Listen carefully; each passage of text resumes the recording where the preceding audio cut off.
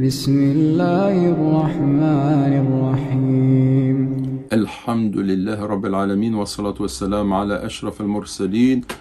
Assalamu alaikum wa rahmatullahi wa barakatuh. Bonjour à toutes et à tous et que la paix soit sur vous.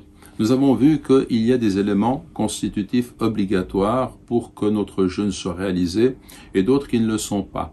Nous devons toujours aller dans le sens de l'excellence en islam et en ce sens, nous savons que le jeûne se conçoit à plusieurs niveaux. Le premier degré, c'est celui où on va réaliser ce qu'il est nécessaire d'accomplir pour que notre jeûne soit valable.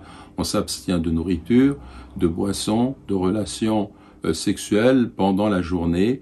Et donc cela signifie que si l'on accomplit cela, du point de vue du fiqh, notre jeûne est valable. Mais il existe d'autres degrés.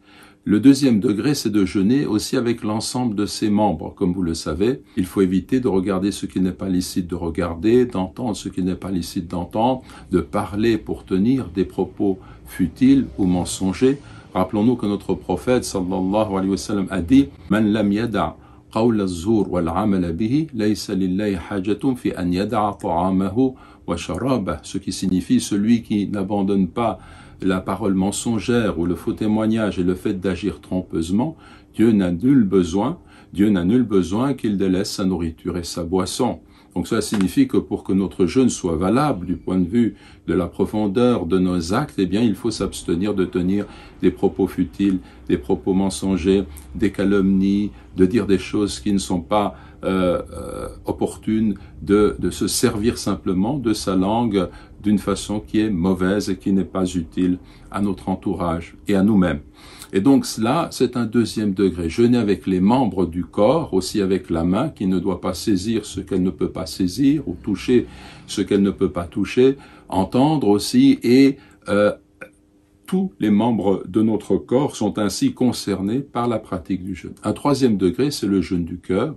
Avec le cœur, il faut essayer de faire en sorte de ne pas avoir de mauvaises pensées, de chasser les mauvaises pensées, de chasser les mauvais caractères comme l'envie, la jalousie, la haine, la colère qui n'est pas justifiée.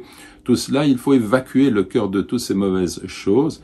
Et puis, cela se fait par le dhikr, par le rappel, par la lecture du Coran, par le savoir, la connaissance, par le fait de nourrir son cœur de tout ce qui peut lui être utile sur le plan de la spiritualité, par le bon comportement, par le fait de venir en aide à ceux qui sont dans le besoin. Tout cela va adoucir le cœur et va remplir le cœur de lumière. Et puis un quatrième degré, c'est celui où l'être humain va laisser tout ce qui n'est pas Dieu pour aller vers Allah, qui est le sens ultime du jeûne.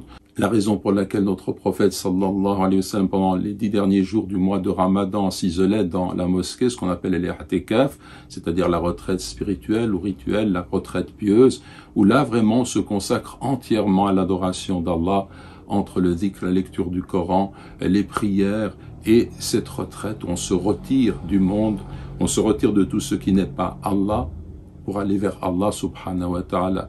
Donc on voit que le cheminement spirituel qui accompagne le jeûne est important, à chacun de le pratiquer selon les dispositions qui sont les siennes. Chacun peut faire encore un effort toujours et sans renoncer à réaliser ce jeûne de la meilleure façon. Que Dieu fasse que nous soyons de ceux qui agissent de la sorte. Wa jazakumullahu khayran. Wassalamu alaikum wa rahmatullahi wa barakatuh. بسم الله الرحمن الرحيم